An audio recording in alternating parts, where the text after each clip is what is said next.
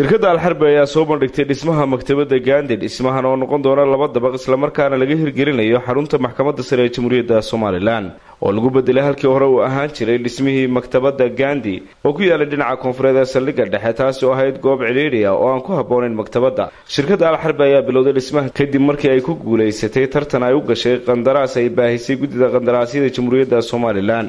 waxaana haatan si toos ah u socda dhismaha maktabaddan oo noqon doona mid laba dabaqa.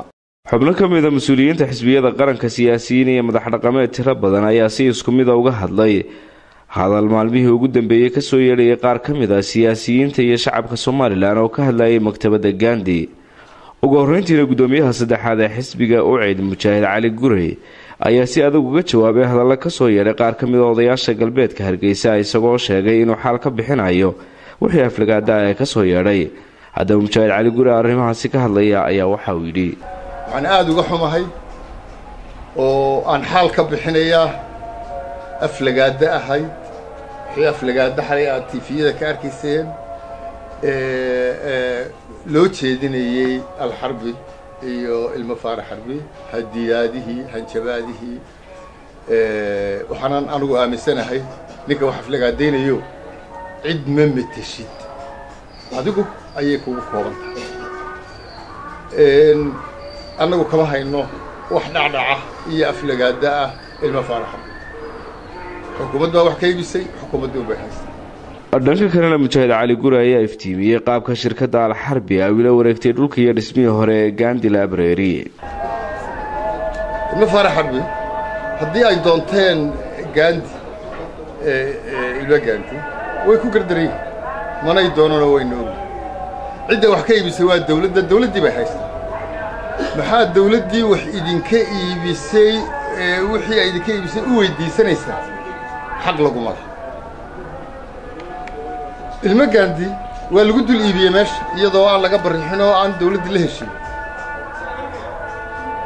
maxaa dawladdii u maqli weyday oo ula murmaysaa iibisay dhulka xaq loogu mara cidda ay tahay inay wax kala basrisaa waxa weeye dawladda ee kana siisay ilaa isagaba waa la siiyey in ilmo Gandhi haddana iibisay kan ka iibisay ayay ahayd inay wax kala maarayso oo dadka kala ilaaliso. dhinaca kalena waxaa arrintani ka hadlay qaar ka mid ah cuqaasha iyo waxgaradka ku dhaqan magaalada Hargeysa iyaga oo ku baaqay isla markaana shacabka ugu baaqay in la siyaasaday in qandaraasyada ay dawladdu bixiso xal umada siiya umada xal celiyo Hargeysa xal celiyo meeshan la isku haystaa waa beerti jirta wali mishkiladda iyo qaladkana dawladda waxaan leeyahay go'aan baa gaadeen cidda waxaan ka iibisay ka iibisaan laba loo baahna hadda go'aanka ka noqotaan waxaan idin leenahay anagoo beesha Caraba saldhigga dhexe bangiga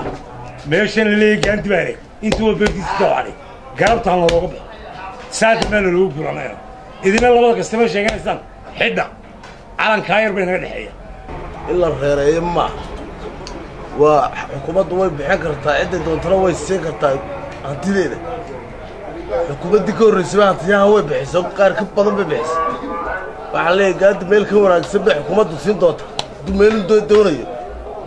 halaga daayo wax la reereeyay way ku xuntay dadka